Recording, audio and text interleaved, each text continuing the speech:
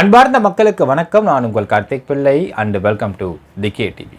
நாம் தமிழர் கட்சியில் ஒருங்கிணைப்பாளர் சீமான் அவர்கள் பேசிய ஒரு சில வார்த்தைகள் இப்போ சர்ச்சையாக இருக்குன்னு சொன்ன மக்களே, அந்த சர்ச்சைக்கு பின்னாடி இருக்கக்கூடிய விஷயங்கள் அண்ட் ஆக்ட்ரஸ் விஜயலட்சுமி பற்றி என்ன பேசியிருக்காங்க அப்படிங்கிறத பற்றியும் அண்ட் இந்த சர்ச்சை ஏற்படுவதற்கு காரணமாக இருக்கக்கூடிய காவல்துறை அண்ட் அந்த காவல்துறை ஏன் இதை பண்ணுறாங்க அப்படிங்கிறத பற்றியும், இதுக்கு பின்னால் இருக்கக்கூடிய ஆளும் அரசான திமுக அவனோட தப்பை பற்றி டீட்டெயிலாக பார்க்க போகிறோம் இந்த பதிவில்.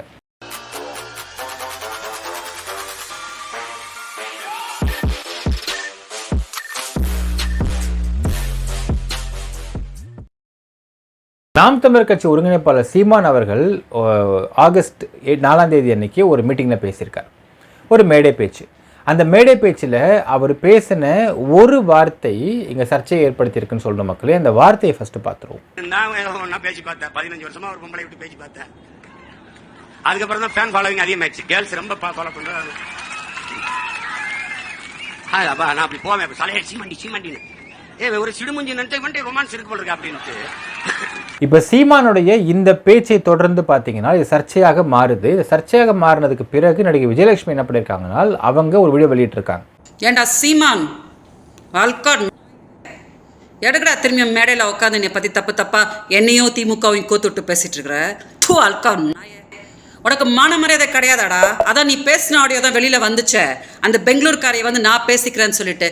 உனக்கு அந்த திமுகவை கலைஞரை என்னைய எல்லாம் தப்பாக பேச தவிர வேறு எதுவும் அரசியலே தெரியாதாடா? அந்த பொம்பளைய 15 வருஷமா தூ அல்கம் செருப்ப பிஞ்சுடும் சீமான். உனக்கு இதுதான் கட்டேசி உனக்கு நான் சொல்லிட்டு இருக்கிறேன். நான் ஏதோ 7 பெங்களூர் சொல்கிறேன்ல, உங்கள் ஆட்கள் வச்சு பேசாத, நான் அவரை பற்றி பேசாதன்னு சொல்கிறோம்லடா. அப்போ நீயும் வாய மூடு. என்னமோ உலகத்துக்கு ஒன்றுமே தெரியாதுன்ற மாதிரி ஆடாத. நீ இப்போ பிச்சை தான் எடுத்துட்டு இருக்கிற. என்னை பற்றி திமுக பற்றி தப்பாக பேசியெல்லாம் நீ பண்ண 2026 பிச்சை தான் எடுப்படா. நீ நாயே பிச்சை தான் நீ எடுப்ப. எங்கள் அக்கா பேரலிசிஸ் ஆகி படுத்து கிடக்குறாங்க பிச்சைக்கார நாயே. அதனால நான் வந்து உன்னை பொறுமையாக விட்டுக்கிட்டு இருக்கிறேன். எங்கள் பாவத்தெலாம் கட்டிக்காத சீமான். 46 வயசு வரைக்கும் நீ பிச்சை தான் எடுத்துக்கிட்டு இருந்த கல்யாணம் ஆகாமல். நான் தான் வந்து உனக்கு ஒரு வாழ்க்கையை கொடுத்தேன். மறந்துட்டு இன்னைக்கு வந்து நீ மேடையில் இந்த பொம்பளையை கூட்டிகிட்டு வந்து சொரப்ப பிஞ்சிடும்டா சொரப்ப கட்ட நிப்பாட்டிக்கோ. இதோட நிப்பாட்டிக்கோ. இதோ கடைசி விட நான் சொல்லிட்டு இருக்கிறேன். இதுக்கு மேலே நீ எதையா பண்ணுன்னா நான் கண்டிப்பாக சொல்கிறேன், பெங்களூர்லேருந்து என்ன நடக்கணுமோ உனக்கு நடந்துடும் சீமான். ரொம்ப அமைதியாக உனக்கு வேற ஏதாவது அரசியல் தெரிஞ்சிச்சுன்னா பிச்சைக்கார அதை போய் பண்ணுப்போ. அதை விட்டுட்டு திமுகவை என்னையெல்லாம் இழுத்துக்கிட்டு பொம்பளை கூப்பிட்டு வந்தாங்க. அவங்க சொன்னாங்கடா போன வருஷம் வந்து 50,000 ரூபாய் கொடு விஜயலட்சுமின்னு சொல்லிட்டு பொடைய தொடப்ப கட்ட. நீ தானடா வந்த, நான் கொடுக்குறேன் உன் புருஷன் சொல்லிட்டு நீ தானடா வந்த. அப்போ எதுக்கடா வந்து சும்மா திமுகவுக்கு இழுத்து விட்டுட்டு உட்காந்துட்டு இருக்கிற? நல்லா இருக்க மாட்டேன் சீமான், நீ நல்லாவே இருக்க மாட்டேன். நான் சொல்லிட்டேன், பிச்சைலையும் நீ பரம பிச்சை எடுத்துருவேன் நான் சொல்லிட்டேன். அதனால அடங்கிக்கோ. நீ யார்கிட்டையும் அடங்க மாட்டேன். நீ யாரும் அடக்க முடியாதுன்னு நினச்சிக்காத. நீ அப்புறம் அடங்குனா நீ எப்படி ஆகிடும் தெரியுமா? பிச்சைக்கார நாயமா நிற்க வச்சுருவோம் காலம். அதனால நிப்பாட்டிக்கோ. பெண் சாபத்தை கட்டாத. அதுவும் என்னைய ரொம்ப கிழுக்காதடா. சொடப்ப கட்ட இழுக்காத. நீ வந்து நான் ரொம்ப கஷ்டத்தில் இருக்கிறேன். இப்போ என்னோட வயிற்றுச்சலை கட்டினா நல்லாவே இருக்க மாட்டேன். அதனால இதான் கடைசி. இன்னொரு வாட்டி நீ வந்து இந்த பொம்பளை கிம்பளைன்னு சொற்ப பிஞ்சிடும்டா. இப்போ இதை ஒரு விஷயம் பார்க்கணும் மக்களே. ஃபர்ஸ்ட் அண்ட் ஃபோர்மோஸ்ட் திங், சீமான் இந்த மாதிரி ஒரு மேடையில் அந்த சில வார்த்தைகள்லாம் பயன்படுத்தி வார்த்தைகள்லாம் பீப் போட வேண்டிய வார்த்தைகளாக இருக்கிறது. நம்ம அதில் வெளியிடல இந்த இடத்துல. அந்த மாதிரி வார்த்தைகளை அவர் உபயோகப்படுத்தினது சரியா தப்பா அப்படிங்கிற அந்த ஃபஸ்ட்டு கான்ட்ரவர்ஷியலான ஒரு விஷயத்துக்கு வரும். சீமான் அவர்கள் ஒரு சில இடங்களில் அவரோட டெம்பரை கண்ட்ரோல் பண்ணணும், ஒரு சில இடங்களில் மேடைகளில் அப்படிப்பட்ட வார்த்தைகளை பயன்படுத்துவதை அவாய்ட் பண்ணணும் அப்படிங்கிறத இங்கே பார்க்க வேண்டிய விஷயம். சரி, இப்போ இந்த வார்த்தைகளை இவர் மட்டும்தான் பயன்படுத்தியிருக்கிறாரா, வேறு யாருமே பயன்படுத்தினதே கிடையாதா அப்படிங்கிற அடுத்த ஒரு கேள்வி வரும் பார்த்தீங்களா? அப்படி கிடையாது மக்களே. நிறைய தலைவர்கள், நிறைய அரசியலில் பழந்தின்னு கொட்டப்போட்ட தலைவர்கள் நிறைய பேர் பார்த்திங்கன்னா ஒரு சில எமோஷ்னல் சமயங்களில் ஒரு சில வார்த்தைகளை தவறாக பயன்படுத்தி இருக்கிறார்கள். அதற்கு பிறகு அதுக்கு வந்து அது ஒரு மாதிரி சுமூகமாக மக்களுக்கு கேட்கக்கூடிய மறதி அப்படிங்கிற வியாதியினால் அது வந்து மறைந்து போகும். சரி, இது ஒரு பக்கம் போயிட்டோம். சீமான் அவர்கள் மேடைகளில் பட் இந்த ஜென்ரேஷன்ஸ், அந்த கால ஜென்ரேஷன்ஸில் சோஷியல் மீடியா அப்படிங்கிற பிளாட்ஃபார்மே கிடையாது. அதனால் அந்த விஷயங்களை திருப்பியும் ஞாபகப்படுத்துவதற்கு அப்பொழுது ஒரு சோர்ஸோ இல்லை பிளாட்ஃபார்மோ இல்லாமல் இருந்தது. இன்றைக்கி ஒரு பிளாட்ஃபார்ம் இருக்குது.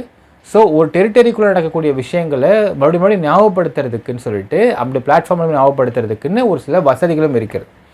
இப்போ இருக்கக்கூடிய நிலைமையில், டிஜிட்டல் பிளாட்ஃபார்ம்ஸுக்கு நிலைமையில் சீமான் அவர்கள் சில இடங்களில் மேடைகளில் பேசும்பொழுது வார்த்தைகளை பார்த்து உபயோகப்படுத்த வேண்டியது கட்டாயமாக இருக்கிறது. ஸோ அதனை அவர் பார்த்து கொள்ள வேண்டும். சரி, இது ஒரு பக்கம் இருக்கட்டும். இன்னொரு பக்கம், இவர் இப்படிப்பட்ட வார்த்தைகளை விட்டுருவோம். சீமான் இப்படிப்பட்ட விஷயங்களை இங்கே அட்ரஸ் பண்ணுறதுக்கான காரணம் என்னவாக இருந்துச்சு அப்படிங்கிறத பார்ப்போம். இப்போது சீமான் காளியம்மாளை பற்றி பிசுறு அப்படின்னு சொல்லிட்டு சொல்லப்பட்ட ஒரு ஆடியோ வெளியாச்சு மக்களே. இப்போ இந்த ஆடியோ வெளியாயிருக்க கூடிய இல்லை எப்படி வெளியாகிருக்க முடியும் அப்படிங்கிற ஒரு ஆங்கிள் பார்க்குறோம். அதாவது இந்த ஆடியோ சாட்டை துரைமுருகன் கிட்ட அவர் பேசின கால் ரெக்கார்டிங்காக இல்லது வாட்ஸ்அப்பில் அனுப்பப்பட்ட ஆடியோவோ இருக்குது. இப்போ இந்த ஆடியோ எப்படி பொதுவெளியில் வந்திருக்க முடியும் அப்படிங்கிறத இங்கே பார்க்கணும். சாட்டை துரைமுருகனை Trichy police cyber crime arrest பண்ணுறாங்க. அரெஸ்ட் பண்ணிட்டு அவரோட 2 செல்ஃபோன்ஸையும் சீஸ் பண்ணுறாங்க. சீஸ் பண்ணி அந்த செல்ஃபோன்ஸ் இப்போ ஆய்வுக்கு உட்படுத்தப்படுகிறது. இப்போ இந்த ஆய்வுக்கு உட்படுத்தப்பட்டதுமே இந்த செல்ஃபோன் யார் கண்ட்ரோலில் இருக்க முடியும் அப்படிங்கிறத பார்க்கணும். ஒரு ஃபாரன்சிக் லேபில் இருக்குது. அந்த ஃபாரன்சிக் லேப்லேருந்து இந்த ஆடியோக்கெல்லாம் எடுத்து வெளியிடக்கூடிய அந்த அதிகாரிகள் யார் அப்படிங்கிறது தான் இங்கே சந்தேகத்துக்குரிய விஷயமாக இருக்கிறது. இப்போது அவர் என்ன சொல்கிறாருன்னா, நான் இன்றைக்கி காளியம்மாளை பிசுறுன்போம், நாளைக்கு உசுறுன்போம். அது எங்களுக்கான ஒரு ப்ரிவிலேஜ், இது எங்கள் உள்கட்சி பிரச்சனை. நீங்கள் அதை எடுத்து வெளியே சொல்லி நீங்கள் எதற்காக இப்படி நாடகத்தை பண்ணுறீங்க, ஏன் இப்படி பாலிட்டிக்ஸ் ஆக்குறீங்க இதை அப்படின்றது அவருடைய பேச்சாக இருக்கிறது. ஸோ அவருடைய பேச்சில் கெட்ட வார்த்தைகளை நீக்கி பார்க்கும்போது சாராம்சம் இதுவாகத்தான் இருக்கிறது மக்களே. சரி, இப்போ அடுத்த ஒரு கேள்வி என்ன பார்த்தீங்கன்னா, இப்போது இருக்கக்கூடிய அரசியல் சூழலில், அதாவது நீங்கள் அரசியலை ரெண்டாவே பிரிக்கலாம் மக்களே. அதாவது முன்ன ஒரு காலத்தில் பார்த்தீங்கன்னா நம்பிக்கையாக, அதாவது இது நான் சொல்கிறது சோ ராமசாமி மாதிரியான நபர்கள் இதே தமிழ்நாட்டில் அவருடைய ஒரு ஜேர்னலிஸ்டாக இருந்த சமயத்தில் நான் பேசிகிட்டு இருக்கேன்.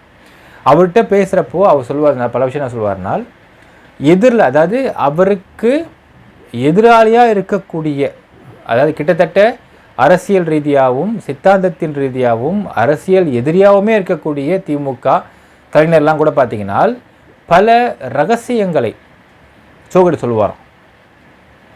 அந்த ரகசியங்கள்லாம் 2% ரகசியங்களாக இருக்கலாம், ஒரு சில ரகசியங்கள் இன்டிமேட்டான எமோஷன்ஸாக இருக்கலாம். இதெல்லாம் சோ அவர்கள் கடைசி வரைக்கும் வெளியே சொல்லாமலேவே இருப்பார் அப்படிங்கிற நம்பகத்தன்மை இருந்தது அந்த காலத்தில். அப்போ அந்த காலத்தில் பண்ணப்பட்ட அரசியலில் ஒரு நேர்த்தி இருந்தது, ஒரு நேர்மை இருந்ததுன்றதை பார்க்க முடியுது மக்களே. உண்மையாலுமே இப்பொழுது தமிழக அரசியலை பொறுத்தளவுக்கு பார்த்தீங்கன்னா இந்த கால அரசியல் அப்படிங்கிறது it has become like an audio video அரசியல் ஆகிப்போடுச்சு. இது எங்கேருந்து எப்படி ஸ்டார்ட் ஆச்சுன்றதை பார்க்கணும் மக்களே. இது நமக்கு தெரிந்து, அதாவது உங்களுக்கு 2Gயில் பல கனிமொழி கூட பல அதிகாரிகள் பேசியதாக வெளியான ஆடியோஸாக வந்துருச்சு. அதெல்லாம் கேஸ் சம்பந்தமான விஷயங்கள். சரி, ஒரு கேஸ் சம்பந்தமான விஷயங்கள்லாம் அது வெளியாகிறது, ஆதாரங்களாக வெளியாகுது, அது வேற கதை, அதை விட்டுருங்க. ஆனால் அரசியல் ரீதியாக ஒரு பொலிட்டிக்கல் லீடர்ஸோ ஒரு பொலிட்டிக்கல் பார்ட்டியில் உள்ளுக்குள்ளே பேசக்கூடிய விஷயங்களையோ அது ஆடியோவாகவோ வீடியோவாகவோ இப்படி வெளியாகி இதன் மூலியமாக அரசியல் பண்ணக்கூடிய சூழ்நிலை தமிழ்நாட்டில் உருவாவதற்கு எங்கேருந்து உருவாகுதுன்னு பார்த்தீங்கன்னா, நாம் பார்க்கின்ற வரையில் சமீப காலத்தில் பார்த்தீங்கன்னா இட் ஸ்டார்ட்ஸ் ஃப்ரம் அண்ணாமலைன்னு சொல்லலாம். ஸோ அண்ணாமலை தமிழக பாஜக தலைவராக வந்ததுக்கு பிறகு தான் தமிழ்நாட்டில் இந்த ஆடியோ வீடியோ அரசியல் அப்படிங்கிறதே ரொம்ப பீக்காக போச்சுன்னு சொல்ல முடியும் மக்களே. ஸோ அதுக்கு பல ஆதாரங்கள் இருக்கின்றன, நம்ம அதுக்குள்ளே டீப்பாக உள்ளே போக வேண்டாம். ஆனால் ஆடியோ வீடியோ அரசியல் அப்படிங்கிறது ஒரு அரசியல் ரீதியான விஷயத்துக்கு ஒரு நேர்மையான அரசியலாக இருக்க முடியுமா அப்படின்னு கேட்டால் கண்டிப்பாக கிடையாது. ஏனால் இது திமுகவுக்குமே ஆபத்து கொடுத்திருக்கிறது. ஒரு பிடிஆர் அவர்கள், மினிஸ்டரான பிடிஆர் அவர்கள் 2021 அமைச்சரவை உருவான சமயத்தில் பிடிஆர் மிகப்பெரிய ஹைப்புக்கு போனார். ஒரு ஃபினான்ஸ் மினிஸ்டர் ஆஃப் தமிழ்நாடுவை பார்த்து உங்களுக்கு இந்தியாவில் இருக்க எல்லா ஃபினான்ஸ் மினிஸ்டருமே கொஞ்சம் ஜர்க்கடிச்சாங்க, நடந்தது. நிர்மலா சீதாராமன் அவர்களுமே கொஞ்சம் ஜர்க்கானாங்க. சப்ஜெக்ட் தெரியும், ஹி நோஸ் த சப்ஜெக்ட். இவரே உட்காந்து ரெடி பண்ணுறாரு அது கொடுக்கக்கூடிய ஸ்பீச்சஸை. ஸோ இப்படிப்பட்ட கிரவுண்ட் லெவலில் ஒர்க் பண்ணக்கூடிய நபர் வந்தோடனே அவங்களுக்கு எல்லாருக்கும் ஜர்க்கு இருந்தது. ஆனால் பிடிஆர் அவர்களுடைய அரசியல் அத்தியாயத்தை ஒரு மிகப்பெரிய பாஸ் ஆனது காரணமே அந்த ரிலீஸ் ஆன ஒரு ஆடியோ தான். இல்லை இன்னும் ஃபினான்ஸ் மினிஸ்டராக இருந்திருப்பார். இதை கொண்டு வருவதற்கு செய்வதற்கு என்னென்ன மாதிரி உள்வேலைகள் பார்த்திருப்பார்கள், இது எவ்வளோ பெரிய தப்பை ஏற்படுத்தியிருக்கு, எவ்வளோ பெரிய நேர்மையான மனுஷனை வந்து பின்னுக்கு தள்ளியிருக்கு அப்படிங்கிறதெல்லாம் திமுகவுக்குமே தெரியும். அப்போ அதே தப்பை மற்றவங்க மேலேயும் திணிக்கிறது எப்படி சரியாக இருக்க முடியும் அப்படிங்கிறதான் என் கேள்வி. இது நாம் தமிழர் கட்சிக்கு சப்போர்ட்லாம் இல்லை மக்களே. அவங்க சித்தாந்தம் நமக்கு சுத்தமாக ஒத்து வராத சித்தாந்தம் தான். அதாவது உங்களுக்கு இவங்க சொல்கிற மாதிரி தமிழ் நேஷனலிசம் அப்படிங்கிறதுலாம் ஒத்து வராது. அதெல்லாம் வந்து நடைமுறைக்கு சாத்தியமே கிடையாது. அதே மாதிரி விடுதலை புலிகள் அப்படிங்கிறவங்க ஆதரிக்கிறதும் நடைமுறை சாத்தியம் கிடையாது. விடுதலை புலிகள் அப்படிங்கிறவங்க அவங்களுக்கு கிட்டத்தட்ட இவங்க பண்ண தப்பா அவங்க பண்ண தப்பான்றது இல்லை மக்களே. விடுதலை புலிகளுக்கும் இங்கேருந்து அனுப்பின பீஸ் கீப்பிங் ஃபோர்ஸுக்கும் பிரச்சனை உருவாவதற்கான மூல காரணம் எங்கேருந்து ஆரம்பிச்சுது அப்படிங்கிறதுக்கு ஒரு லெஃப்டினன்ட் கர்னல் ஒருத்தர் போட்ட புத்தகமே இருக்கிறது.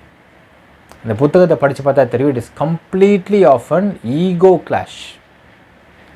உங்களுக்கு ஸ்ரீலங்காவில் ஏற்பட்ட ஈகோ கிளாஷில் உருவானது தான் அந்த ஐபிகேஎஃப்க்கும் விடுதலை புலிகளுக்கும் ஏற்பட்ட ஒரு மிகப்பெரிய பிரச்சனை. பிறகு ராஜீவ்காந்தி கொலை, பிறகு அங்கே மிகப்பெரிய போர், ஈழத்தோட இறுதி போர்.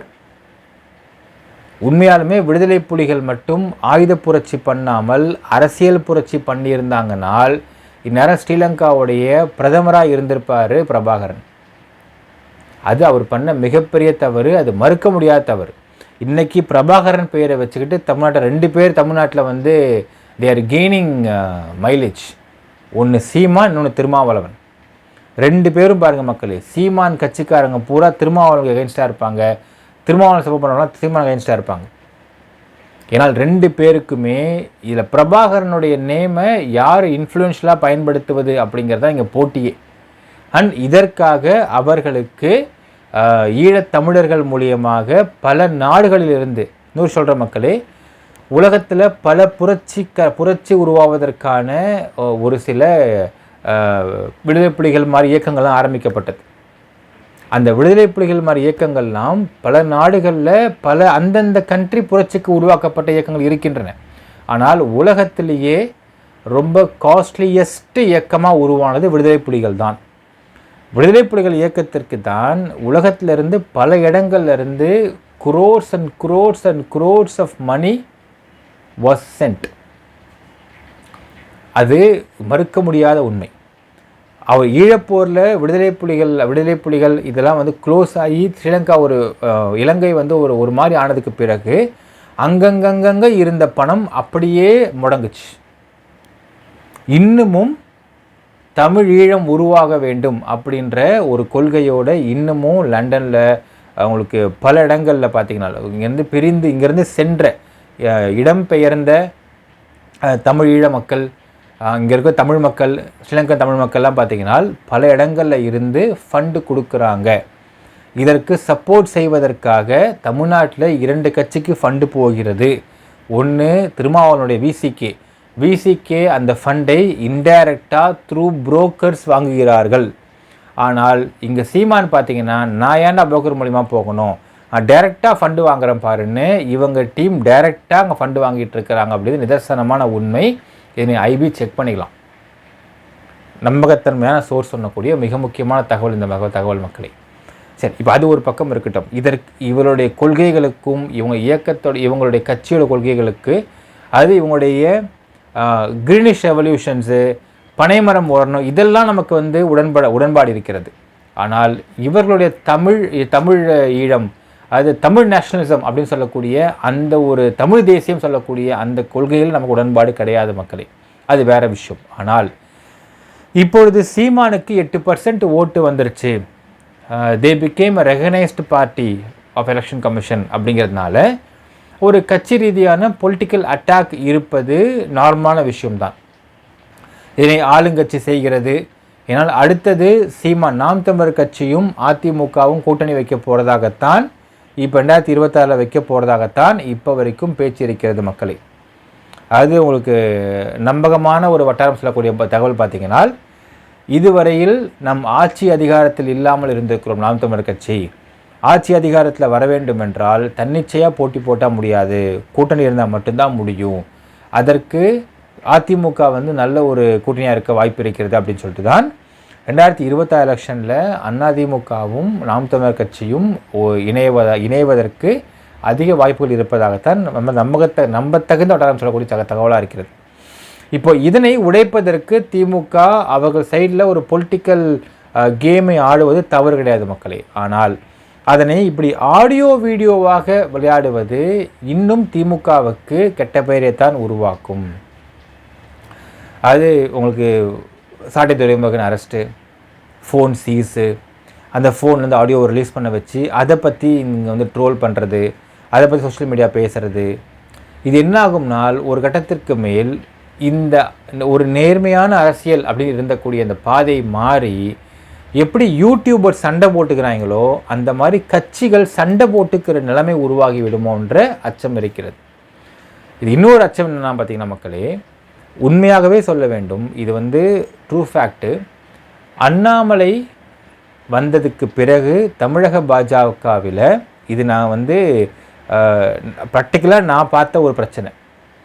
அதற்கு பிறகு எந்த தலைவரை போய் இல்லை எந்த அரசியல் புள்ளிகளை போய் எந்த ஒரு ஜேர்னலிஸ்ட் போய் மீட் பண்ணுறதா இருந்தாலுமே டிப்பிக்கலாக அந்த நபர்கள் பயப்பட்டுருக்காங்க. எப்பா ரெக்கார்ட் பண்ணுறதப்பா, இப்போ ஃபோன் என் பக்கெட்டில் இருக்குப்பா, கீழே எடுத்து வச்சுக்கப்பா, எப்பா அது பேனா தானப்பா, பேனா வேறு ஏதாப்பா, அது பென் கேமராவாப்பா, கண்ணாடி கழட்டி காட்டுப்பா, அதுக்கு அதை கேமரா பார்க்கலாம்ப்பா, இப்படியெல்லாம் தலைவர்கள் யோசிக்க ஆரம்பித்து விட்டார்கள். அப்போ நம்பகத்தன்மை குறைகிறது. இப்போ நம்பகத்தன்மை குறைகிறதுக்கான மிக முக்கியமான காரணம் என்னன்னு பார்த்தீங்கன்னா இந்த ஆடியோ வீடியோ அரசியல். இந்த ஆடியோ வீடியோ அரசியல் அப்படிங்கிறது இப்படியே கண்டினியூ ஆகிட்டே போச்சுனால் இன்னும் போக போக அரசியல்வாதிகள் தங்களுடைய உண்மையான கருத்துக்களையோ இல்லை மனசு வந்து ஒருத்தவங்ககிட்ட பேசுவதையோ கூட தவிர்த்து விடுவார்கள் அப்படிங்கிறது இங்கே வருத்தமான விஷயம். சரிப்பா, இது இப்போது ஒரு ஜேர்னலிஸ்ட் கிட்ட பண்ணுறதுன்றது வேறு, அதை விட்டுருங்க. பத்திரிக்கையாரன்ட்ட பண்ணுறதுன்றது வேறு. அது வந்து ரொம்ப நாள் முன்னாடியே போக ஆரம்பிச்சிச்சு. ஏன்னா பத்திரிக்கையாரன் இன்றைக்கி நமக்கு பேசணும், வேறு ஒருத்தனை பேசிட்டு போயிடுவான், அவன் டக்குன்னு நாங்கள் ஷிஃப்ட் ஆகிட்டான், வேறு மாதிரி பேசிட்டா தப்பாகிடுன்ற மாதிரிலாம் பார்க்க ஆரம்பிச்சிட்டாங்க. கடைசி வரைக்கும் சோ ராமசாமி அவர்கள் அவர் பத்திரிகை நடத்திட்டு இருந்தார். In fact he was branded as the AIADMK பத்திரிகை தான். அவர் பிறப்பால் பிராமணர் தான். ஆனால் ஜெயலலிதா தப்புன்னா கூட சில இடங்களில் தப்பு அப்படிங்கிறத மென்ஷன் பண்ணியிருக்கார். நம்ம அதை ஒத்துக்கணும். அந்த காலத்து பத்திரிகையாளர்கள் தன்னுடைய சொந்த சித்தாந்தத்தில் உள்ளவர்கள், தன்னுடைய சொந்த கட்சின்னு சொல்லக்கூடிய அந்த கட்சி எண்ணத்தில் உள்ளவர்கள் தப்புன்னா கூட தப்புன்னு சொல்லக்கூடிய தைரியம் இருந்திருக்கு அவங்களுக்கு. இப்போ அப்படி கிடையாது மக்களே. பணம் தான் பேசுகிறது. இன்றைக்கி ஒருத்தர் பணம் கொடுத்தா பத்திரிக்கையாளர் அவனுக்கு பேசுவான், நாளைக்கு பணம் கொடுத்தா அவனுக்கு பேசுவான்ற மாதிரி ஆயிடுச்சு நிலைமை. அதை விட்டுருங்க. சொந்த கட்சிக்குள்ளேயே மனசு விட்டு பேசுகிறது கூட இப்படி ரெக்கார்ட் பண்ணி எடுத்து போடக்கூடிய அளவுக்கு நிலைமை உருவாயிடுச்சுனால் இந்த ஆடியோ வீடியோ அரசியல் அப்படிங்கிறது மிகப்பெரிய ஆபத்தான ஒரு அரசியல் மக்களே. இது இன்னும் வளரக்கூடாது. திமுக இதனை செய்வது அப்படிங்கிறது திமுகவுடைய பெயரை இன்னும் கெட்ட பெயரை உருவாக்கும். ஒரு பிடிஆர் பழனிவேல் தியாகராஜன் அவர்களுடைய நேர்மை நமக்கு தெரியும், அவருடைய நாலேஜ் நமக்கு தெரியும். அவரை இதே மாதிரி ஒரு ஆடியோ வீடியோ அரசியல் தான் இன்றைக்கி அவரை வந்து ஃபினான்ஸ் மினிஸ்டர்லேருந்து வெளியே வர வைத்தது அப்படிங்கிறது நிதர்சனமான உண்மை. அதில் மாற்று கருத்தே கிடையாது. இவங்க சும்மா அமைச்சரை மாற்ற போகிறேன்னு பேசலாம், அமைச்சரை மாற்றின கால பண்ணணுன்னு சொல்லலாம், which is not true at all. இன்றைக்கும் அவர் ஃபினான்ஸ் மினிஸ்டராக இருந்தார்னால் அவர் பல விஷயங்களை இங்கே கொண்டு வந்திருக்க முடியும் அப்படிங்கிறதுல நோ டவுட். ஏன்னா he has knowledge on the finance. ஆனால் இதே ஆடியோ வீடியோ அரசியலை இன்னொரு கட்சி மேலே பிரயோகிப்பதற்கு திமுக ஹெல்ப் பண்ணுது, திமுக செய்யுது அப்படிங்கிறது இன்னும் திமுக செய்யும், நாளைக்கு நாம் தமிழ் கட்சி திரும்ப செய்யும், அடுத்து அதிமுக செய்யும், அடுத்து பிஜேபி செய்யும், இப்படி மாற்றி இந்த ஆடியோ வீடியோ அரசியலை பண்ணிகிட்டு இருக்கிறது அப்படிங்கிறது நிச்சயமாக சொல்கிறேன் மக்களே, இது அரசியலுக்கு ஒரு அழுக்கு, அரசியலுக்கு ஒரு ஆபத்து, அரசியலுக்கு ஒரு அசிங்கம். அது இன்னொரு ஆஸ்பெக்டையும் நான் இங்கே மென்ஷன் பண்ணுறேன். திமுகவுடைய திருச்சி சிவா அவர்கள் ஒரு எம்பியாக இருந்திருக்காரு. அவருக்கும் சசிகலா புஷ்பாவுக்கும் ஒரு பிரச்சனை வந்தது. அப்போது சசிகலா புஷ்பா அவர்கள் வந்து அதிமுகவில் இருக்கக்கூடிய ஒரு எம்பி, திருச்சி சிவா திமுகவுடைய எம்பி. அந்த சமயத்தில் சசிகலா புஷ்பா திருச்சி சிவா 2 பேருக்கும் இடையே வந்து ஒரு சில ரிலேஷன்ஷிப் இருந்ததுன்னு சொல்லிட்டு மிகப்பெரிய அளவில் அவங்க பப்ளிக்காக அடிச்சுக்கிட்ட விஷயம்லாம் வெளியே வந்தது. அப்போ எந்த அளவுக்கு திருச்சி சிவாவுடைய லைஃப் கரியரும் சசிகலா புஷ்பாவுடைய லைஃப் கரியரும் பொலிட்டிக்கல் கரியர் முக்கியமாக வந்து அடிபட்டிருக்கு அப்படிங்கிறதை நிச்சயமாக கூட இருந்து பார்த்திருப்பார் திருச்சி சூர்யா அவர். ஏன்னா திருச்சி சூர்யா. ஆனால் அதே திருச்சி சூர்யா இன்றைக்கி இந்த ஆடியோ வீடியோ அரசியலை வந்து உச்சகட்டமாக பண்ணிகிட்ருக்காரு அப்படிங்கிறது அவர் பண்ணல மக்களே. அவருக்கு யாரோ கொடுக்குறாங்க, அவர் போடுறார், அவ்வளோதான். பட் இதை பண்ணுவதால் திருச்சி சூர்யாவுக்கு அரசியல் வட்டாரங்கள்லேயே ஒரு மிகப்பெரிய அவநம்பிக்கை உருவாகிடும். திருச்சி சூர்யாவை இதற்கு மேல் எந்த கட்சி சேர்த்துக்கிறதுக்கே வாய்ப்பு இல்லாமல் போயிடும். ஐயோ அவரா, வேணாம்ப்பா, அவர் சும்மா நம்மகிட்டே உட்காந்து நம்மகிட்டே வந்து ஆடியோ எடுத்து போட்டுன்னு இருப்பார்ப்பா அப்படிங்கிற பேர் உருவாயிடுச்சுனால் திருச்சி சூர்யாவுக்கு லைஃபோட அடுத்த கரியர் என்ன அப்படிங்கிறதே பார்க்க வேண்டும். இன்றைக்கி ஒருத்தவங்க கொடுக்குறாங்கன்னு நீங்கள் எடுத்து ஆடியோ எடுத்து போட்டுக்கிட்டு நீங்கள் பேசிக்கிட்டு இருக்கிறீங்கனால் நாளைக்கு உங்கள் லைஃப் கரியர் என்ன? கொடுக்குறவங்களுக்கு உங்களால் ஆதாயம் முடிஞ்சு போச்சுன்னா முடிஞ்சு போச்சு, அவ்வளோதான். அதுக்கு மேலே அவங்க சீண்ட மாட்டாங்க. அதுக்கு மேல் உங்கள் லைஃப் கரியர் என்னென்ற திருச்சி சூர்யா பார்க்க வேண்டும். ஒரு சில செயல்களை ஒரு சில நபர்கள் செய்வதற்கு முன் கொஞ்சம் புத்தியோடு யோசிக்கணும். அப்படி புத்தியோடு யோசித்தாங்கன்னா அந்த செயலை செய்வதன் காரணமாக அப்போதைக்கு டெம்பரவரியாக you can have some pleasure. ஆனால் அதற்கு பிறகு வாட் நெக்ஸ்ட்டுன்னு பார்க்குறப்போ உங்களை பற்றின என்ன அபிப்பிராயம் உருவாகும். பிகாஸ் மக்களே, பொலிட்டிக்ஸை பொறுத்தளவுக்கு என்ன உங்களை பற்றின இம்பேக்ட் இருக்குது, உங்களை பற்றி என்ன வியூஸ் இருக்குன்றது மட்டும்தான் ஓட்டை நிர்ணயிக்கிறது, மக்களுடைய அன்பை நிர்ணயிக்கிறது. அப்போ திருச்சி சூர்யா மாதிரி நபர்கள் இதனை தொடர்ந்து செய்வது அப்படிங்கிறதும் மிக கேவலமான விஷயம். அவருடைய டோட்டல் பொலிட்டிக்கல் லைஃபையே இது வந்து அழிச்சிடும் அப்படிங்கிறதையும் மாற்றுக்கிறது கிடையாது மக்களே. நம்ம டோட்டலி அகெயின்ஸ்ட் தி ஆடியோ வீடியோ அரசியல். அதனால் என்ன ஆகுன்னு பார்த்தீங்கன்னா சொல்லுவாங்க பாருங்கள் மக்களே, காமராஜர் அவர்கள் அரசியல் அதாவது பத்திரிக்காரன் கூட வந்து அவ்வளோ க்ளோஸாக பேசிகிட்டு இருப்பார். சில விஷயத்த சொல்லிட்டு இதெல்லாம் போட்டுறாதீங்க ஐயா அப்படிம்பாராம். இந்தளவுக்கு க்ளோஸாக பத்திரிக்கைக்காரங்களில் அவங்க எதிராகவும் இருப்பான், ஃபேவராகவும் இருப்பான், சித்தாந்த வயசு மாறுபட்டவனும் இருப்பான். அப்பையும் சில விஷயங்களை ஓப்பனாக வந்து அவர் சொல்லிவிட்டு இதெல்லாம் போட்டுறாதீங்க ஐயா அப்படின்னு சொல்லுவாராம். பொலிட்டிக்கல் ரீதியான காமராஜர் அவர்கள் அவர் சிஎம்மாக இருந்த சமயத்திலேயே. வி.கே. ராமசாமி இருப்பார் மக்களே. வி.கே. ராமசாமின்னு ஒரு நடிகர் இருக்கார். அவர் ரொம்ப இன்னோசென்ட்டாக பேசக்கூடிய நபர். அவர் பத்திரிக்கையாளனை கூப்பிட்டு பேசினார்னா எல்லா கதையும் புட்டு வச்சுட்டு கடைசியாக சொல்லுவார், இதை போட்டுறாதீங்க சாமி, இதை போட்டுறாதீங்கய்யா, எனக்கும் அவருக்கும் பிரச்சனை வந்துடும், இதை போட்டாதீங்க எனக்கு அவருக்கு சிக்கல் வந்துடும் அப்படின்னு சொல்லுவார். ஸோ சில அரசியல்வாதிகளோ சில நடிகர்களோ பத்திரிக்காரங்கிட்டேயோ இல்லை ஒரு சில மக்கள்கிட்டையோ க்ளோஸாக இருக்கிற ஒரு நபர்கிட்ட க்ளோஸாக காரணனால் அந்த நபர் என்னதான் ஆனாலும் இந்த விஷயம் சொல்ல மாட்டார் அப்படிங்கிற எண்ணம் இருந்தது. இப்போ இந்த ஆடியோ அரசியல் வந்ததுக்கு பிறகு என்ன ஆகுதுனால் சொந்த கட்சிக்காரங்களே நம்ப முடியாத அளவுக்கு, ஏன்னா அவங்க ஏமாற்ற மாட்டாங்க, ஆனால் அவங்க கேட்ஜெட்ஸ்லேருந்து எடுத்துடுறாங்களே. அந்த கேட்ஜெட்ஸை வந்து அவங்க சரி இப்போ சப்போஸ் அந்த வாட்ஸ்அப் ஆடியோ போடுறாங்க, ஆடியோ நீக்கினா கூட அதை ரெக்கவர் பண்ணுறாங்களே. அப்போ ஒரு செல்ஃபோனின் மூலியமாக ஒரு அரசியலில் இவ்வளோ பெரிய ஆட்டத்தை ஏற்படுத்துகிறாங்க. இது எந்த அளவுக்கு ஒரு டிக்னிட்டியை பாதிக்கும், இன்டெகிரிட்டியை பாதிக்கும் அப்படிங்கிறது சொந்த கட்சிக்குள்ளே நம்ப முடியாத அளவுக்கு போயிடும் மக்களே. இன்றைக்கி கேமரா வந்ததுக்கு பிறகு நம்ம வந்து பெனில் கேமரா வச்சிடலாம், கிளாஸில் கேமரா வச்சிடலாம், பட்டன்ஸில் கேமரா வச்சுக்கலாம் அப்படிங்கிறப்போ இது வந்து இன்னும் போக போக அரசியலுக்குள்ளே ஒரு மிகப்பெரிய சலசலப்பையும் அசிங்கத்தையும் உண்டாக்கிடக்கூடாது. அப்படின்னால் இதை பண்ணுவதற்கு, இதை செய்வதற்கு அந்தந்த மக்கள் தான் திருந்த வேண்டும்ன்றதான் நம்முடைய தாழ்மையான ஒரு கோரிக்கை, கருத்து. மக்களே என்ன நினைக்கிறீங்கன்றதை கமெண்ட்டில் மென்ஷன் பண்ணுங்கள். நன்றி, வணக்கம்.